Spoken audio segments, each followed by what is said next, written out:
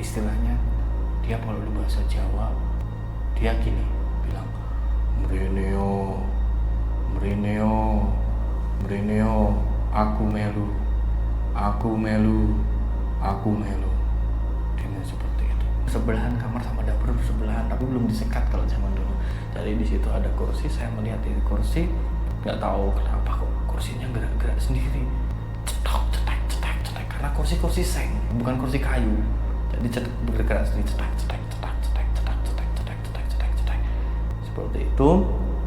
Loh, saya wis wah udahlah, ini mungkin bukan apa-apa, ya udah mungkin saya ngikut. Tapi kan zaman seperti itu saya masih kecil, saya pasti teriak, mak, saya panggil seperti itu, mak, saya panggil seperti itu. Tapi itu saya cuma takut, tetapi tangan sama.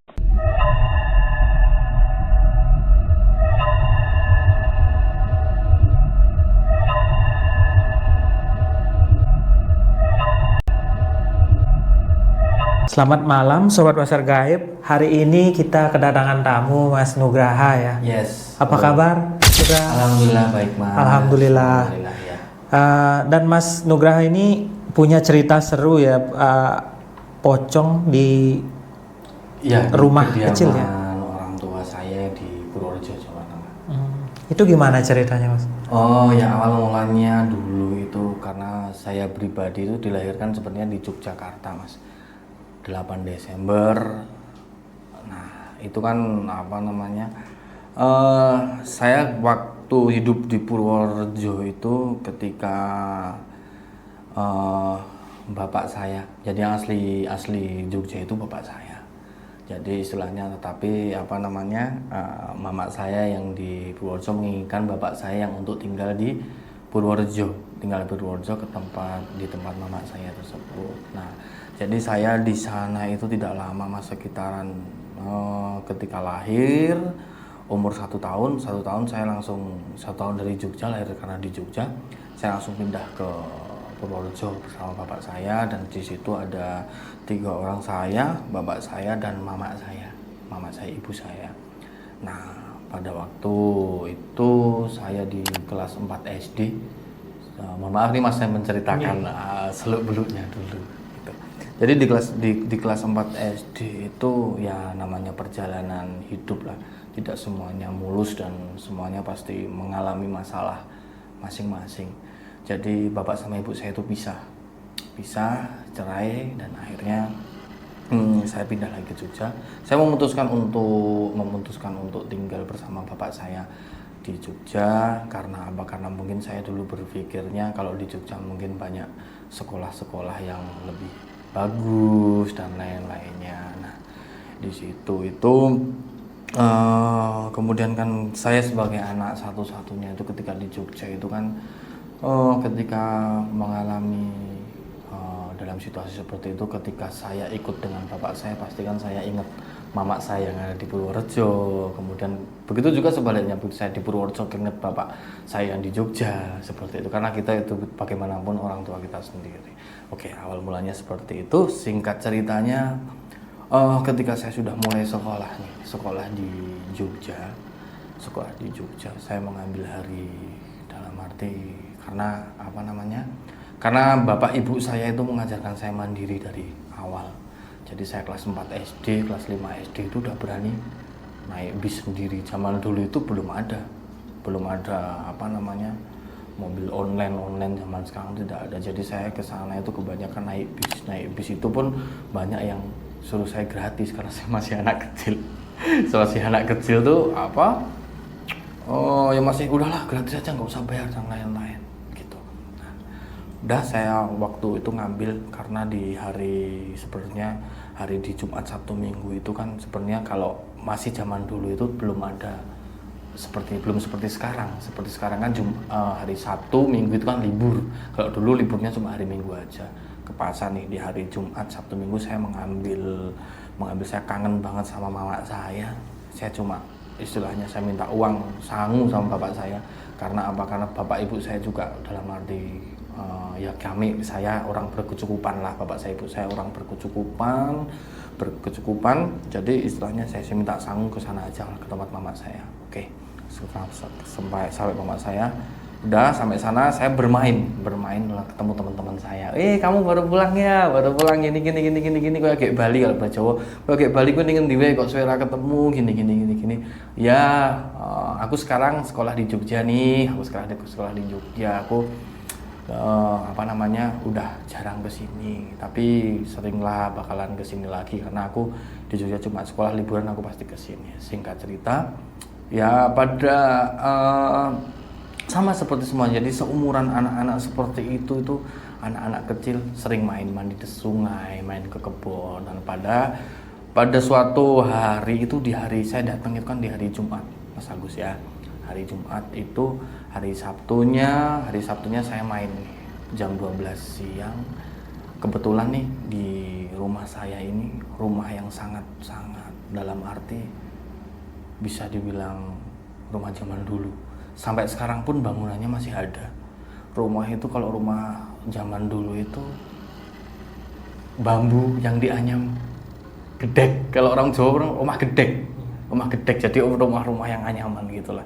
Rumah tua. Kemudian kebetulan nih rumah saya itu diapit dengan jalan ke rumah itu dekat kuburan. Sungai, belakang rumah itu sungai. Di samping kanan rumah saya itu rumah kosong. Depan rumah saya itu rumah kosong juga. Itu rumah saya. Jadi kalau zaman dulu itu kalau kita pulang dari masjid atau pulang dari situ pun lari, Mas. Lari karena apa? Karena saking gelapnya. Gelap, nggak ada penerangan dan lain-lainnya. Tapi saya belum, dalam arti suka diantar temen atau teman-teman yang lebih gede dari kita. Sedang Mas minta tolong dianterin gini. Nah, pada suatu hari di hari Sabtunya tadi, menyambung yang tadi, setelah saya mandi di sungai dan lain-lain, sorenya itu kan kita main di kebun kosong. Jadi zaman dulu tuh, kalau sekarang udah jadilah bangunan-bangunan semuanya. Tapi zaman dulu itu masih, saya main di kebun, main petak umpet di bawah pohon sukun yang gede banget.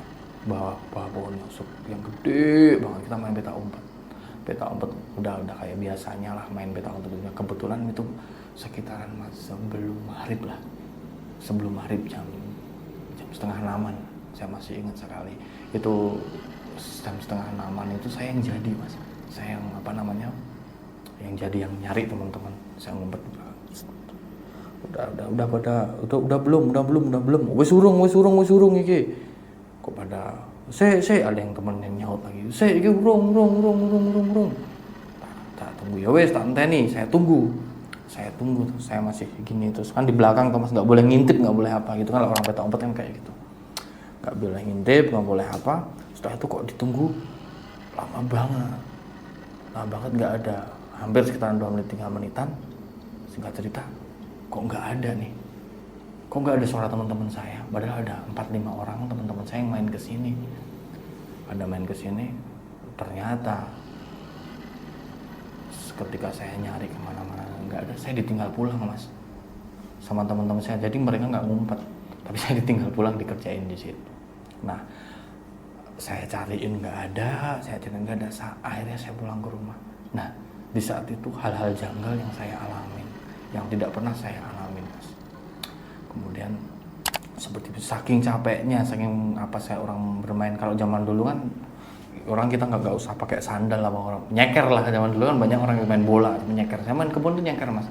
Nggak takut lah kenapa apa. Singkat cerita seperti ini, saya tidur sama mama saya ada di rumah. Makan dulu sebelum tidur atau bersih-bersih dulu dan lain-lain. Saya menghiraukan kata mama saya, karena mak, sebentar mak,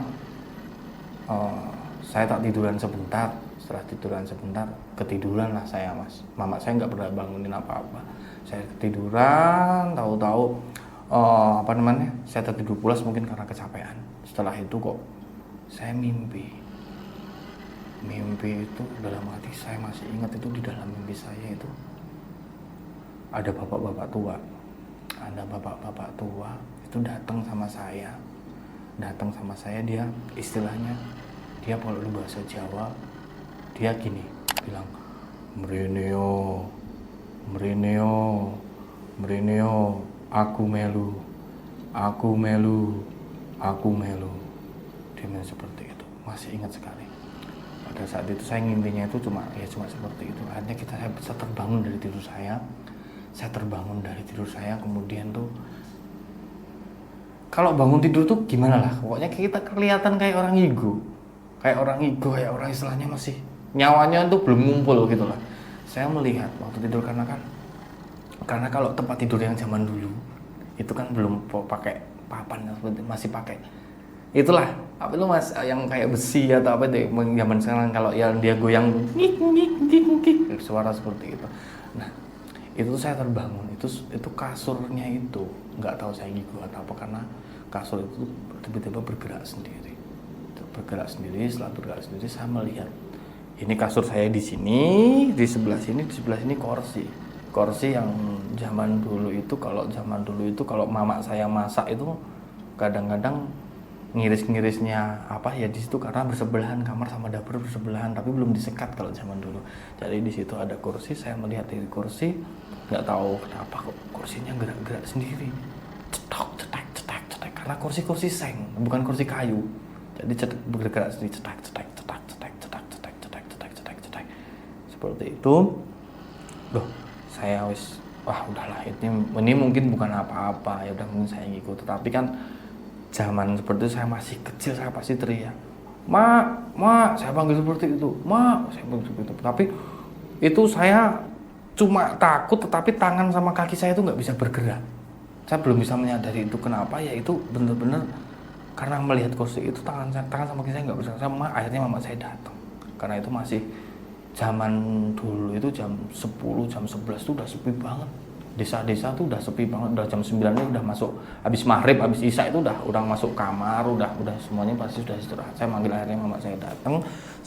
Mama saya bilang, kenapa? Ya bilang begitu. Ora mak, aku ndelok kuwi kursine kok ubah-ubah dhewe, kenapa? Saya bisa ngomong tapi nggak bisa, itu kayak orang gelagapan, kayak orang sesak. Rasanya tuh sesak di sini, rasanya kayak mau ngambil nafas itu susah banget. Mama saya bilang, wes makanya kalau misalnya mau nek misalnya arep turu, misalnya kita nganukin ndonga sik, berdoa dulu sebelum tidur. Nggih mak, seperti itu. Sudah cerita saya berdoa, saya dikasih minuman hangat sama mama saya, air putih hangat dikasih minum sama mama saya. Udah akhirnya tenang, mama saya tidur di sebelah saya mas, di sebelah saya. Nah jadi singkat cerita, saya tidur nih sampai jam setengah empat, jam 4. Nah kalau di sana itu, kalau zaman dulu itu saya sama mama saya itu sering jalan-jalan ke alun-alun mas. Kalau di daerah situ ada alun-alun Purworejo, namanya Purworejo. Tapi zaman dulu masih jalanan masih gelap, masih gitu. Nah, pada waktu itu saya jalan udah dibangunin sama mama saya cuci muka di belakang, mama saya juga udah siap. Jadi kalau mau masuk ke rumah saya itu melewati sungai besar dulu, melewati jembatan, kemudian sini rumah saya, ini gang kecil, kanan kiri saya ini rumah dalam arti kalau dulu masih dihuni, tapi gelap, belum ada penerangan dan lain-lain. Nah jalan kecil ini, nah harus melewati jalan yang kecil sebelum saya lewat di jalan utama menuju ke alun-alun tadi. Jam setengah lima itu saya jalan sama mama saya, sudah mau sampai gang kecil yang tadi itu yang saya ceritakan. Itu saya pikir itu orang habis dari sholat lah, pakai rukuh dan lain-lain, banyak itu yang udah pakai rukuh habis sholat dari subuh, cowok cewek semuanya ada di situ semuanya. Di persimpangan gang kecil itu saya lihat kok ada yang berbeda. Ini orang pakai rukuh tapi kok berdiri di situ terus. Dan anehnya itu mama saya tidak melihat, itu hanya saya yang melihat. Setelah saya tadi bermimpi seperti itu, kok saya jalan-jalan dan ketemu itu orang yang putih yang saya kira ke masjid tadi. Semakinnya saya bilang sama mama saya takut pakai bahasa Jawa. Mak, kae opo, mak? Kae opo? Tangan saya sudah gemeter. Mak, kae opo? Kok meneng wae ning ngono kenapa? Itu kenapa kok itu di situ terus? Saya bilang gitu. Opo toh mama orang delok opo-opo kok, mama orang delok opo-opo. Nah setelah saya lihat orang yang putih yang saya bilang orang ke masjid itu, lama-lama itu kok semakin saya lihat itu kan semakin jalan, sampai jalan sama mama saya berjalan semakin dekat itu masih di situ terus kok tiba-tiba itu saya melihat dari dekat itu kok, mohon maaf, tuh mukanya itu mas, saya lihat semakin dekat itu mukanya itu udah hitam semuanya, matanya merah. Dan pada saat itu saya udah tidak bisa bergerak mas, itu nggak bisa gerak, nggak bisa ngapa-ngapain di situ, saya diem di situ. Akhirnya mama saya bilang, kenapa boleh, mama saya teriak-teriak, itu anakku kenapa, anakku kenapa, karena histeris lah, karena melihat melihat anaknya seperti itu. Mama saya tidak melihat apa saya lihat, kemudian saya bertanya apa, setelah mama saya bilang ada yang namanya itu Pak Ustadz yang habis dari ngimamin itu datang gitu. Dia ditanyain apa itu, ditolong saya istilahnya, saya bisa gerak dan lain-lain. Dia itu baca doa baca apa kok, istilahnya dia bisa melihat, oh iki nganu Budi anakmu iki mau ndelok sing apa, ndelok pocongan, lihat sosok pocong di situ. Nah istilahnya akhirnya saya didoakan, saya itu udah istilahnya bisa udahlah bisa sadar lagi. Tapi saat itu saya tidak bisa, dalam arti saya nggak bisa ngomong banyak sama mama saya ya, karena ya itu apa, orang itu percaya aja saya ngomong, karena orang tidak semuanya melihat saya, ya itu yang melihat saya. Nah, pada saat itu mama saya memutuskan udahlah kita nggak usah jadi ke alun-alun, nggak usah jadi apa, entarnya kita pulang berselang bulan sudah ketemu pagi lagi. Tetapi kenapa ya mas ya, setelah kejadian itu, setelah saya mimpi itu dan kejadian seperti itu di diri saya itu merasa berbeda kok. Rasanya saya sekarang itu di usia seperti itu masih suka ngelamun, masih suka masih nggak bisa fokus dan lain-lain. Dan pada anehnya itu, setelah saya main di kebun itu, kemudian mengalami kejadian yang saya melihat sesosok makhluk yang belum pernah saya lihat sebelumnya itu. Nah pada kejadian itu kok setiap harinya itu saya kok sering melamun, kemudian melihat bayangan-bayangan lewat dari seliweran seperti itu, kemudian hal-hal gaib yang mulai datang ke saya, dalam arti apa ya, itu tadi istilahnya kita ya susah lah kalau dibilangin dari logika, itu tidak masuk akal. Hal-hal yang tidak ada di logika kok jadi nggak masuk akal seperti itu loh mas. Pada saat itu kok pada selang beberapa hari lagi masih di hari yang sama, kita kembali lagi ke maghrib, sampai maghrib lagi itu saya kok tiba-tiba dalam arti setelah maghrib itu saya duduk, saya makan sama udah disiapin mama saya. Setelah makan kok tiba-tiba itu waktu di dalam rumah, di dalam meja makan kecil itu kan saya cuma tinggal sama mama saya aja mas, karena bapak saya di Jogja kan, karena udah bisa. Itu saya melihat orang tua yang ada di mimpi saya. Dia ada duduk di meja makan tersebut, di meja makan di satu. Di meja makan, kemudian saya bertanya sama itu, kowe sopo? Saya penting itu, kowe sopo? Dalam arti saya terbata-bata ngomong seperti itu, kowe iki sopo? Kok ono ning kono? Kowe sopo? Itu mas cuma diem aja. Kemudian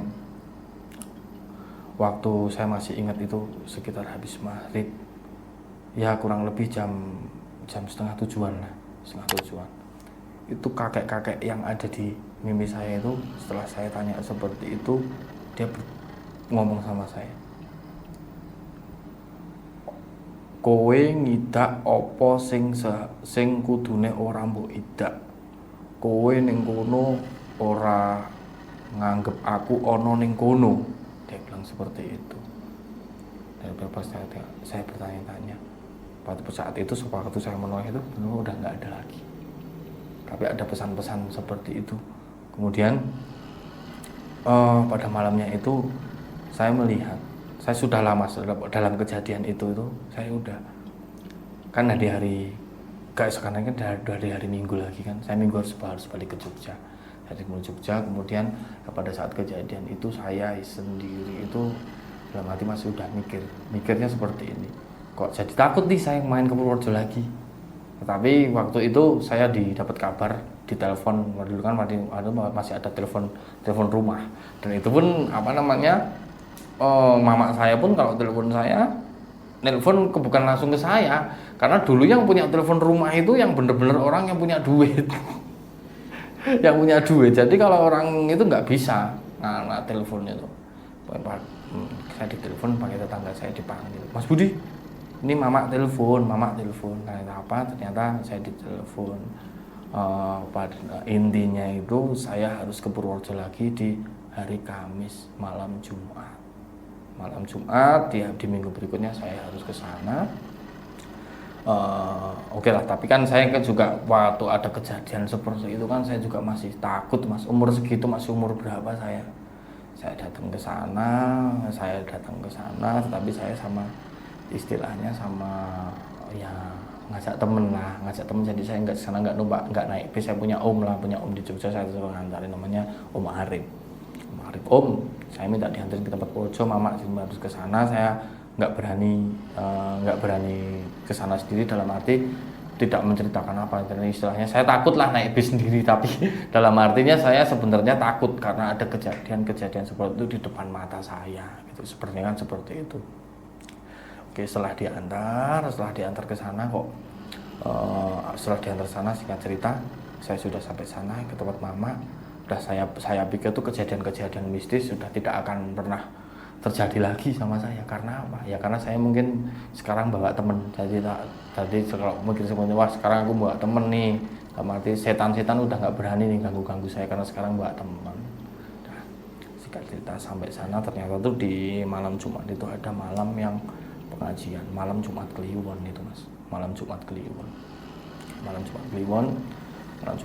gitu, ada pengajian. Nah, pengajian di samping rumah itu ada saudara yang agak jauh karena kan rumah kosong. Yang satu rumah kosong, yang satu berpenghuni. Ini saya ke tempat pengajian yang ada penghuninya itu. Udah setelah pengajian sudah selesai, pengajian sendiri, saya ada di pojokan. Jadi kan pengajiannya di tengah-tengah sini ya, Mas ya, di ruang tamu ada orang kampung dan lain-lain pada pengajian di situ. Kemudian juga saya ada di pojokan, yang karena mungkin yang lebih diutamakan kan waktu pengajian kan yang orang-orang tua dulu.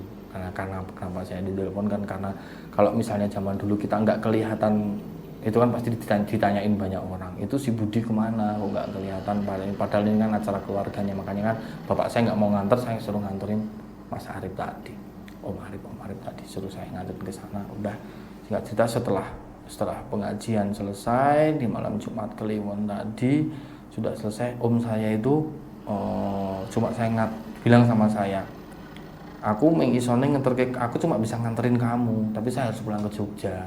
Karena apa? Karena dia istilahnya masih ada suami, masih ada istrinya, ada anak juga yang ditinggal. Jadi akhirnya malam itu pun dia pulang saya ada tidur sendirian di situ. Oke, normal, nggak ada apa-apa. Udah selesai, nggak ada apa-apa. Tiba-tiba jam sekitaran setelah habis Isya, jam 8-an itu saya ingat. Jam 8-an itu tiba-tiba itu waktu saya ada di situ, saya pulang ke rumah, saya ada di ruangan sama, di tempat tidur yang sama, di dekat tempat saya ngimpi di situ, dan mengalami situasi yang tidak saya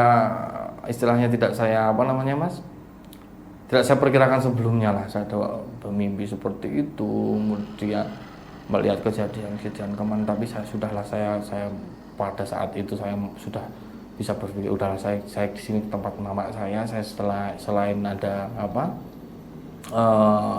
pengajian, saya juga istilahnya di sini ketemu sama mama saya, silaturahim, bisa nengok, alhamdulillah mama saya sehat dan lain-lainnya.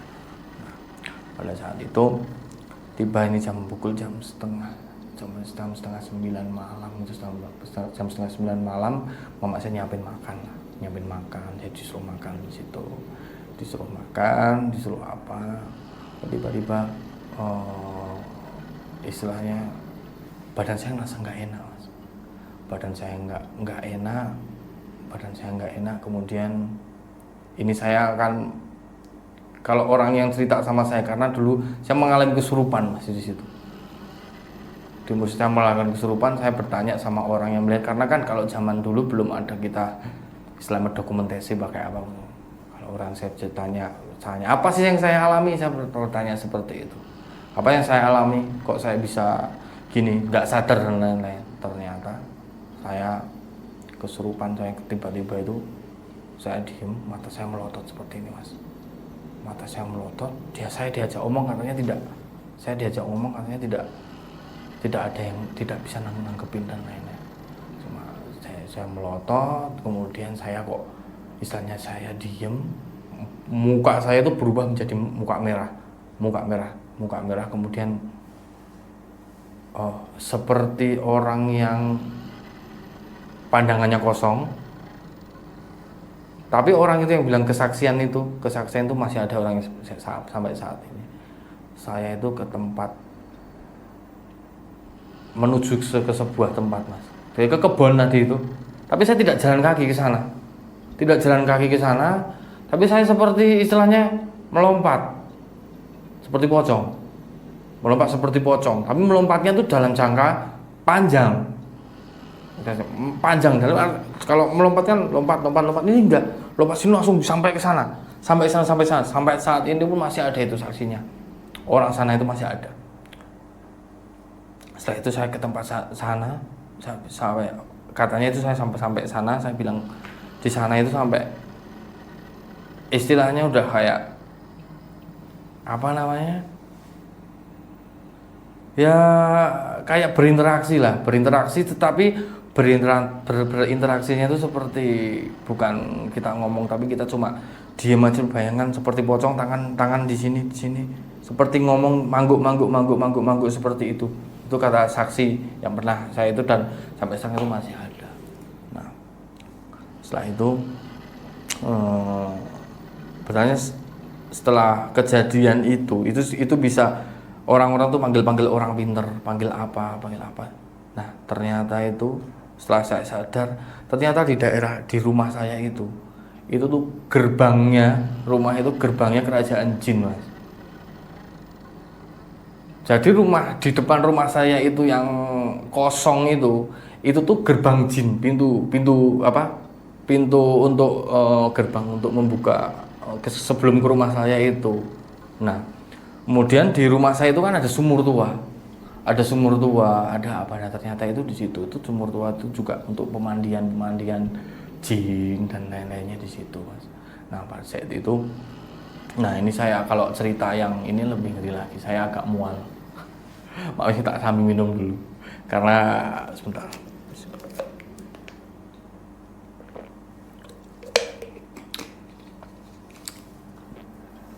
Nah, ini lagi cerita. Jadi waktu saya ada di rumah itu, tiba-tiba itu kok bau banget tuh, bau bangkai. Jadi setelah saya kesurupan tadi tuh, Mas, dalam arti orang lain bilang saya kesurupan dan lain-lain, dan saya cerita dari situ gerbang, orang yang bisa membuka mata batinnya itu di situ tuh gerbang, dan rumah saya itu istana makhluk halus lah. Di depan itu, di belakang rumah itu, Mas, itu ada sumur, sampai sekarang masih ada. Sumur itu masih ada. Nah, konon itu dulu itu untuk pemandian ya orang-orang dulu lah. Saya belum lahir, kakek saya belum lahir, mungkin rumah itu sebelum ada itu sudah ada sumur di situ. Nah, cuma ada di situ. Tiba-tiba itu di situ tuh apa, orang yang ada di situ aja belum kata saya, mereka bilang belum merasakan apa yang pernah saya rasakan di situ, karena di situ baunya bau bangkai banget mas. Bau bener-bener bau bangkai, bener-bener bau pokoknya nggak enak banget. Nah, itu di situ bau bangkai banget, nggak tahu tuh. Nah, pas di samping sumurnya itu ada yang namanya Mas, saya lupa namanya, pokoknya itu supranatural lah, orang-orang pintar di situ. Sumur itu tuh, orang itu kalau masalah masih ngelihat sumur itu, kalau itu tuh auranya jelek. Aura jelek. Jadi istilahnya sumur itu kalau misalnya kita melihat ke situ tuh rasanya tuh orang itu pengen nyemplung, Mas. Melihat sumur itu tuh rasanya tuh orang tuh pengen nyemplung ke situ. Karena apa? Karena tuh auranya, katanya kalau misalnya di situ itu memang istilahnya banyak memakan korban. Jadi orang itu pengen kayak pengen digeret dulu, Mas, masuk ke sana. Dan itu tuh orang-orang tertentu tuh kalau misalnya di situ tuh baunya bener-bener bau bangkai, Mas. Itu sumur yang dulu ya? Sumur yang dulu, yang dalam. Itu pun air bukan dari air mata air. Itu airnya itu bisa ada airnya karena air yang ada di sungai. Sungai masuk di situ. Karena sungai-sungai zaman dulu kan masih bersih, masih bisa buat mandi, buat masak dan lain-lain di situ. Tetapi setiap melihat sumurnya tuh pengen, rasanya tuh kalau ada orang yang ngelihat itu tuh pengen udah kesini. Seperti itu. Nah, kemudian setelah bau bangkai yang bau banget lah mas, pokoknya itu habis orang itu akhirnya itu nggak tahu kenapa itu kok tiba-tiba itu ada suara yang pernah saya dengar di mimpi, meluo itu datang lagi. Kemudian ada suara melingking seperti tertawa cewek mas. Cewek tertawa itu jamin. Itu saya sangat teringat jelas itu. Suaranya itu udah seperti orang tertawa tapi melengking bisa takut seperti kuntilanak dan lain-lain. Itu di daerah itu saya itu. Nah, saya berpikir kok kenapa ada seperti ini? Tetapi semakin saya berpikir seperti itu, gangguan gaib itu datang. Semakin saya mengulik, pengen tahu itu apa yang sebenarnya terjadi, itu suaranya semakin ada suara inilah, suara itu. Karena kan di umur saya yang seperti itu kan saya belum bisa berpikir yang, tapi kan rasa ingin tahunya masih apa tuh iki ada seperti takut, tapi itu rasa ingin tahu. Karena apa? Karena sebelum saya pindah di Jogja, di sini aman-aman aja, nggak pernah saya mengalami kejadian aneh seperti ini gitu loh mas. Nah, pada saat ada suara, ada gangguan gaib seperti itu, akhirnya orang yang ahli supranatural tadi datang ke situ mas. Pada akhirnya dia bilang kalau penghuninya di situ itu memang sudah dari dulu ada di situ dan tidak suka dengan adanya saya di situ. Gitu. Padahal kan saya juga mikir lah, kenapa nggak suka sama saya, orang saya penghuninya di situ, penghuni sudah lama di situ. Terus, pada akhirnya saya bilang lah sama mas, dikat dulu apa ya? Nggak apa, minum aja dulu. Ngeblank ya. Itu bisa dikat nanti. Iya bisa.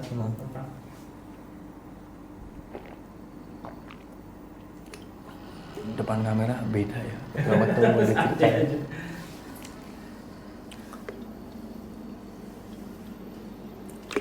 Masih panjang kok ini mah. Durasinya sudah berapa menit nih mas? Udah 32. 32.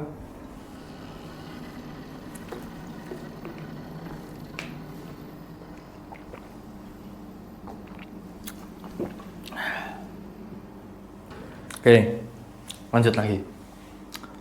Oke, lanjut tadi. Setelah bau tadi itu, setelah melihat dalam arti gangguan goib seperti itu, dalam arti ternyata itu penghuninya itu tidak suka sama saya, pun di sana itu tidak suka sama saya. Jadi saya menanyakan kenapa itu gue ora seneng karo kowe, ora seneng karo nggak seneng sama saya. Dia bilang kayak gitu. Tapi sama mama nggak apa-apa? Nggak pernah ada orang-orang di situ itu tidak pernah merasakan gangguan adem seperti ayam aja. Tapi setiap ada saya itu pasti ada aja. Ternyata selain di situ itu tempat yang benar-benar istananya para jin itu di situ, istana para jin di situ. Di situ itu dulu itu ternyata untuk istilahnya untuk pembuangan, istilahnya buangan orang sing pesugihan atau apa itu, buang benda-benda apa tuh di situ, benda-benda. Jadi mungkin sampai saat ini pun juga masih ada kayak di sumur itu. Di sumur itu zaman dulu tuh mas. Pembuangan apa saya nggak tahu lah, karena saya nggak istilahnya kayak maaf. Tapi mungkin kalau sampai saat ini tuh pusaka dan lain-lainnya mungkin di sana banyak. Pusaka di sana. Nah banyak mas, masih banyak kejanggalan dalam arti yang saya kesurupan di sana berkali-kali. Udah selang beberapa saya udah misalnya udah gede lah mas, istilahnya udah nggak masa kecilnya udah dalam arti saya harus fokus bener-bener, saya harus Jogja, saya harus bener-bener study, saya bener-bener sekolah. Mama saya juga ngerti, saya kalau saya juga nggak terlalu sering disuruh ke sana. Udah gede nih, udah sekitaran 16 tahunan deh. Kalau ke sana paling sehari 2 hari udah, setelah itu udah jangka tahun lagi baru ke sana. Nah jadi di umur 16 tahun saya sudah mengira 16 tahun lah itu mas. Saya ke sana, saya mengira udahlah mungkin udah di umur segini hal-hal gaib seperti itu udah nggak mungkin datang lagi. Nah, akhirnya saya ke sana bareng teman-teman. Dan akhirnya di situ istilahnya mau dibersihkan itu ada di depannya ada pohon jambu dekat rumah kosongnya itu ditebang. Ini besok harus ditebang. Ini sudah tidak boleh ada di sini lagi karena penunggunya dan lainnya itu ada di sini, seperti itu. Dia ngomongnya seperti itu. Setelah itu ditebang lah itu mas, itu pohon sekondarnya ditebang. Nah kok setelah itu ditebang, saya seperempat sama teman-teman saya itu ada kesurupan massal itu mas. Setelah pohon itu ditebang itu benar-benar kesurupan, semuanya itu kesurupan. Padahal itu 5 orang. Iya, saya sama teman-teman saya ke sana, ke tempat mama saya liburan lah, karena kan di sana kan masih banyak lah tempat-tempat yang asri, tempat-tempat yang apa, masih gitu. Ber-5 orang itu kesurupan semuanya di situ. Kesurupan semuanya, ternyata emang penunggunya yang ada di rumah itu memang nggak boleh, nggak mau dipindah dan nggak mau dibersihkan. Karena nggak boleh ditebang ya, istilahnya nggak mau pindah dari situ. Jadi ya serem lah. Mungkin Mas Agus kalau mungkin ke tempat itu mungkin saat ini aja masih serem tempatnya, dan banyak orang-orang yang istilahnya sampai sekarang itu lewat rumah saya, lewat apa itu masih takut gitu, karena banyak kejadian. Karena banyak yang itu melihat orang yang mungkin yang rumah kosong itu, banyak orang narasumber tetangga sana pun adalah 1-2 orang yang melihat ada pocong yang masuk di rumah kosong itu. Kadang-kadang juga ada yang melihat ada genderuwo, ada apa itu melihat, tapi cuma berdasarkan ya katanya seperti itu, tapi memang keadaannya rumah tersebut emang angker sih mas, bisa dibilang seperti itu.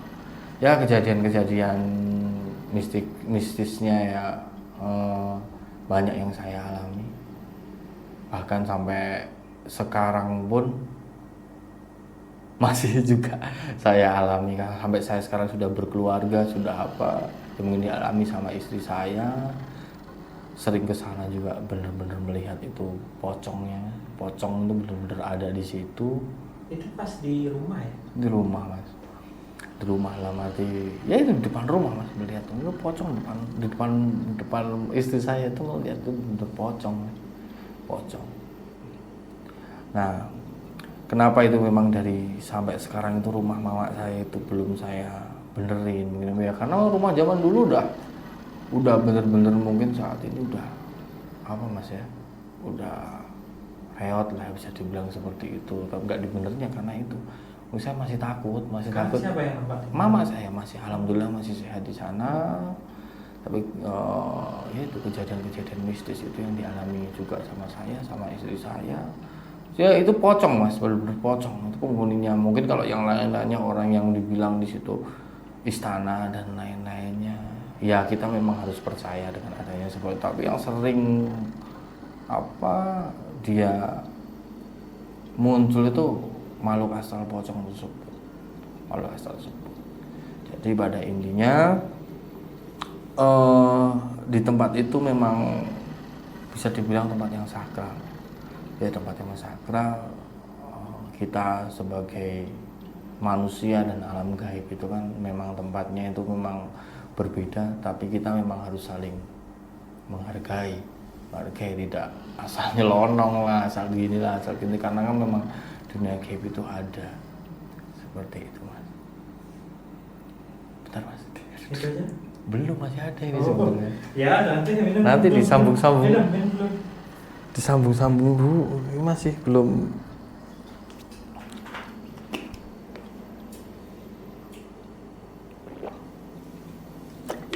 rokok dulu ya nanti sambung lagi bisa nggak?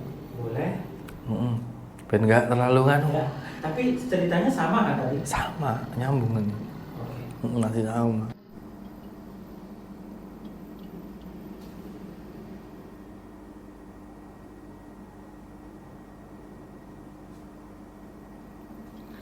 Oke jadi setelah tadi apa istri saya tuh melihat benar-benar pocong dan itu kan nah ini saya juga berpikir dari sampah berpikir saya sudah berkeluarga sampai saat ini kan sudah tidak seperti dulu lagi mikirnya udah berbeda lah ya dulu cuma penasaran tetapi kan sekarang mikirnya udah ya caranya ini nggak ganggu lagi karena semuanya sekarang yang udah diganggu itu karena apa kalau saya tempat mama saya kan sekarang tidak cuma saya sama istri saja tapi kan cuma saya bawa anak saya nah bagaimana kalau besok anak saya yang digangguin dan di rumah tersebut itu.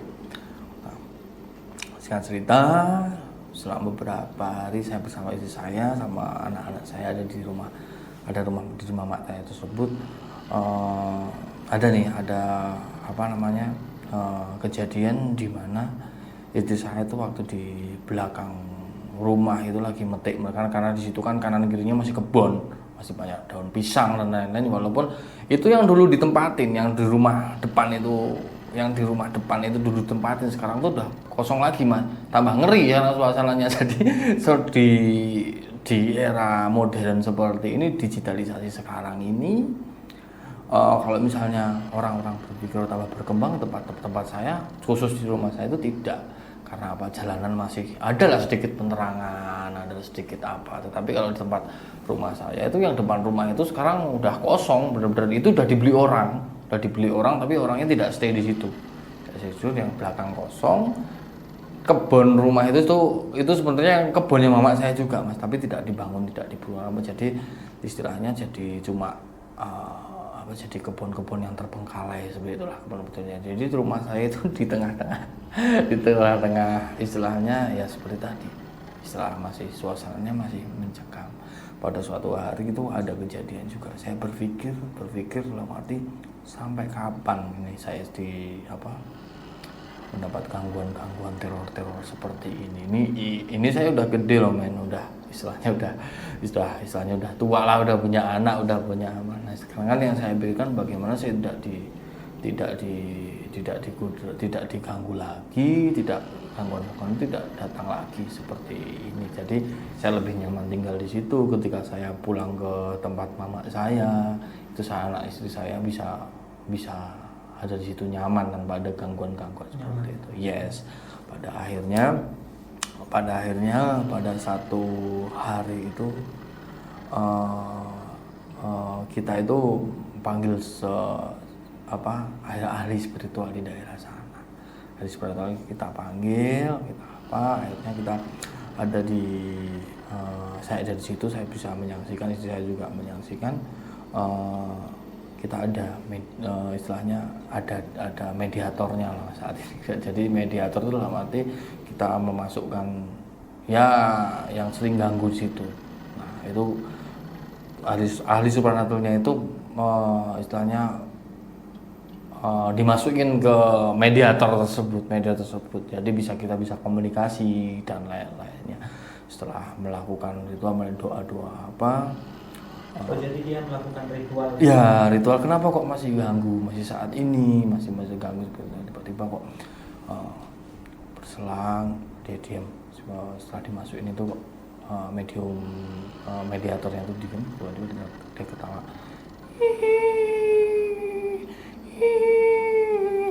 Ketawa seperti itu dalam kondisi saya sampai saya merinding gitu, Mas. Merinding ditanyain sama yang ahli sebenarnya, kowe sopo, dibilang seperti itu.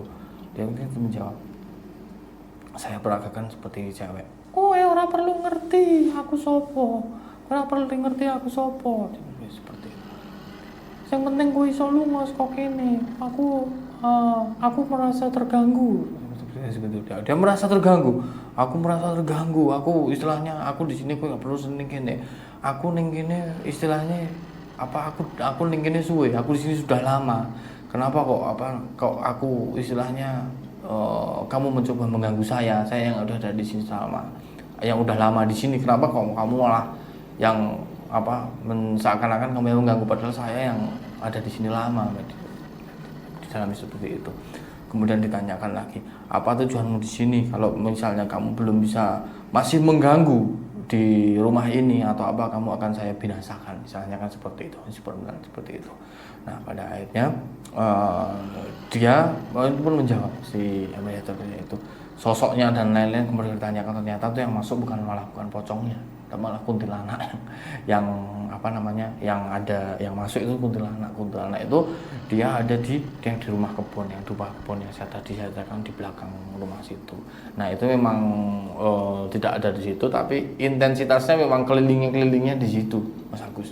Di situ, jadi istilahnya dia ahli supernaturalnya itu bilang sama itu, kamu suruh bilang sama teman-temanmu jangan mengganggu lagi penghuni yang ada di sini. Tujuannya mereka, ini rumah mereka sendiri, tidak mengganggu dan lain-lainnya.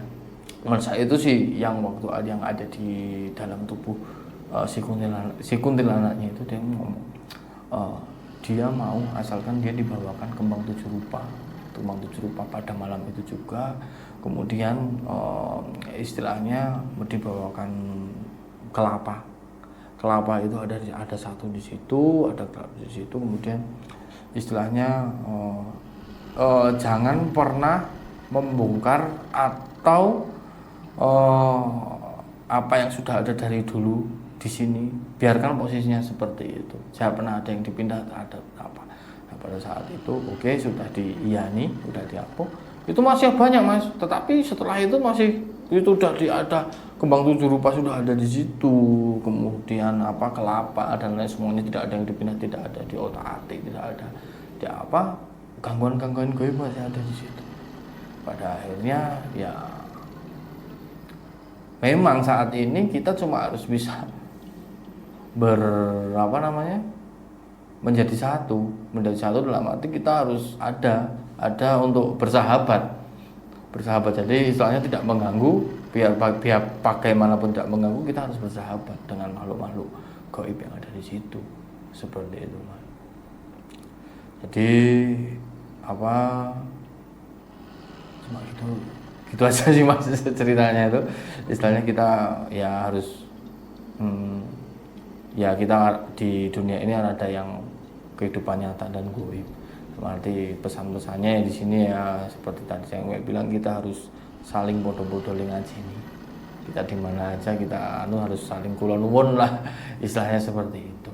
Gitu. Sebenarnya kan kita itu berdampingan. Ya, berdampingan ya. Jadi cerita saya tadi yang mungkin ada ya pesan-pesan moral lah, karena kan untuk khususnya untuk anak-anak sekarang, anak-anak zaman sekarang itu mungkin yang sudah banyak sing kurang ajar lah istilahnya seperti itu, tak kelonduwun lah di sinilah di tempatnya seperti itu. Jadi sekarang udah lebih menjaga aja gitu.